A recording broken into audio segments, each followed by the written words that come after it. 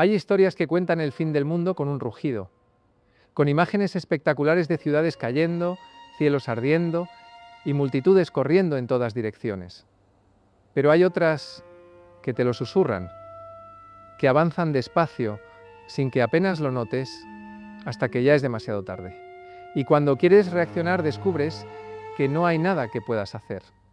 Esta historia es una de esas. Una historia que empieza bajo tus pies.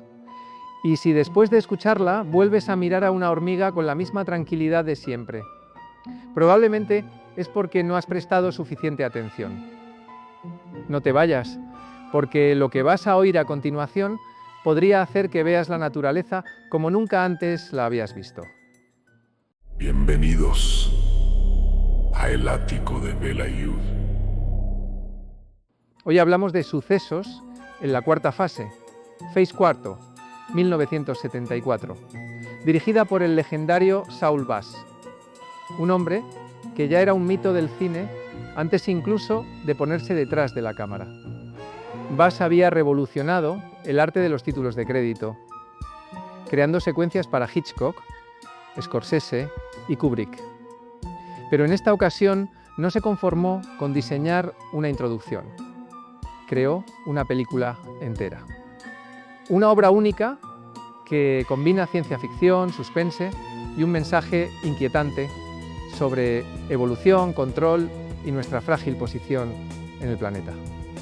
Y espera, porque en unos minutos entenderás por qué esta fue su única película como director y cómo su final original fue tan extraño y perturbador que estuvo oculto durante décadas. Todo comienza con algo que parece lejano, casi poético. Una alineación cósmica. Planetas y astros dispuestos de forma misteriosa, como si siguieran un patrón secreto. Los científicos de la película no saben qué significa. El público tampoco. No hay explicación clara, y eso es lo primero que siembra la duda. Pero pronto se revela que este fenómeno tiene consecuencias. En la Tierra, millones de hormigas de distintas especies, que siempre habían competido por territorio y alimento, comienzan a cooperar.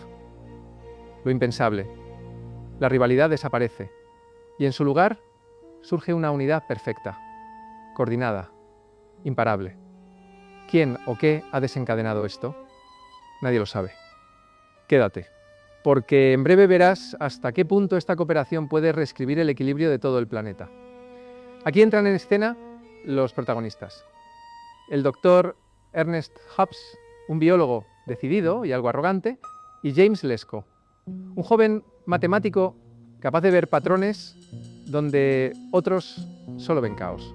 Son enviados a una zona remota de Arizona para estudiar el fenómeno, lo que oficialmente es una anomalía en el comportamiento animal. Para ellos es la oportunidad de entender o controlar algo que podría cambiarlo todo. Montan un laboratorio en medio del desierto, un lugar aparentemente muerto, pero que bajo la superficie hierve de actividad. Millones de hormigas moviéndose como una sola mente. Cada desplazamiento, cada túnel, cada ataque, todo forma parte de algo mucho más grande. Los primeros días son rutinarios. Observación, registro de datos, toma de muestras, pero entonces ocurre el primer golpe. Un equipo de control, blindado y protegido, amanece destrozado. No hay huellas humanas, no hay rastros evidentes, solo pequeños fragmentos, como si cada pieza hubiese sido desmontada con precisión quirúrgica. No vemos el proceso, solo el resultado.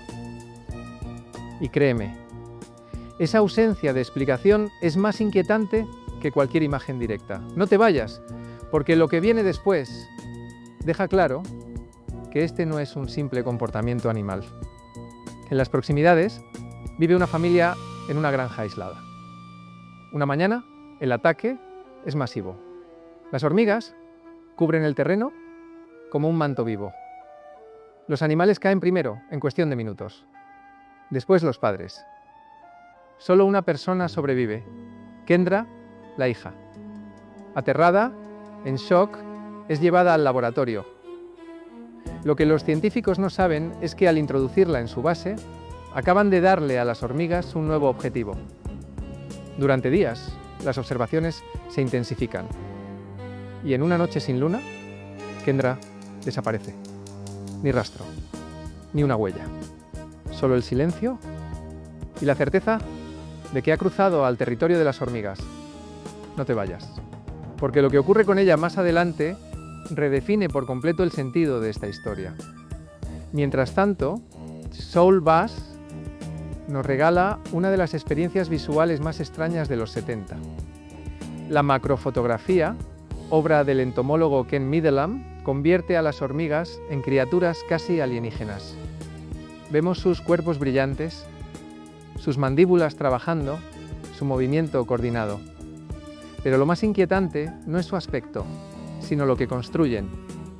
Colinas con patrones matemáticos, geometrías perfectas, simetrías imposibles de atribuir al azar. Son como arquitectos que siguen un plano invisible para nosotros. Y todo esto acompañado de la música de Brian Gascoigne. Sonidos electrónicos, pulsaciones graves, silencios que parecen alargar el tiempo. Aguanta, porque esta atmósfera se volverá más opresiva de lo que crees. En una de las investigaciones, Lesko detecta algo extraño, un patrón repetido, un posible mensaje en las señales químicas que las hormigas intercambian. No sabe qué significa, pero está seguro de que no es casualidad. Hobbs, sin embargo, quiere un enfrentamiento directo, cree que puede destruirlas antes de que sea tarde. Lesko, cada vez más convencido de que la batalla está perdida, empieza a temer que ellos sean los observados, no los observadores.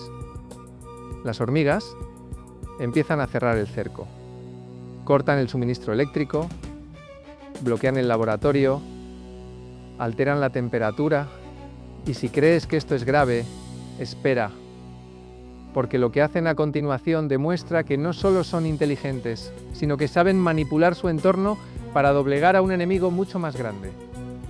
Los ataques son quirúrgicos. Las retiradas, estratégicas. No buscan matar indiscriminadamente, buscan control.